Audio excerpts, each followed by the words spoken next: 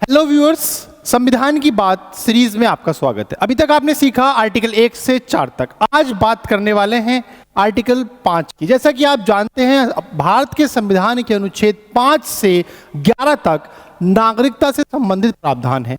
अब इन सारे प्रावधानों में जो पहला अनुच्छेद यानी कि अनुच्छेद 5 है, वो किस तरह की नागरिकता के बारे में आपको बताता है, वो हमें आज सीखना और इस तरह से सीखना है कि जिससे आप कभी भी ना भूलें। इससे जुड़ा हुआ कोई भी क्वेश्चन अगर एग्जाम में आता है तो आपको याद रहना चाहिए। देखिए, सबसे पहले आर्टिकल 5 की जो लैंग्वेज है उसको देखते हैं। आर्टिकल 5 कह रहा है कि संविधान के प्रारंभ पर नागरिकता मिलेगी। संविधान का प्रारंभ कब हुआ?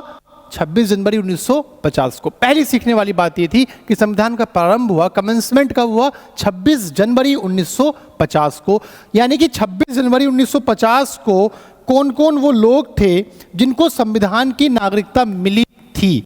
तो वो लोग थे प्यारे बच्चों, जो भारत के राज्य क्षेत्र में जन्मे थे या फिर जिनके माता या पिता में से कोई एक भारत के राज्य क्षेत्र में जन्मा था, या फिर जो ऐसे प्रारंभ यानी कि जो संविधान के लागू होने से ठीक पहले कम से कम 5 वर्ष भारत के राज्य क्षेत्र में रहे हों, भारत के निवासी रहे हों, भारत का नागरिक होंगे। आई बात समझ में? या तो वो खुद जन्मा हो, या उसके डोकर और डोकरिया यानी कि मम्मी और पापा में से एक जन्मा हो, या फिर वो 26 जनवरी 1950 से ठीक पहले लगभग कम से कम 5 वर्ष के लिए भारत में रहे हों।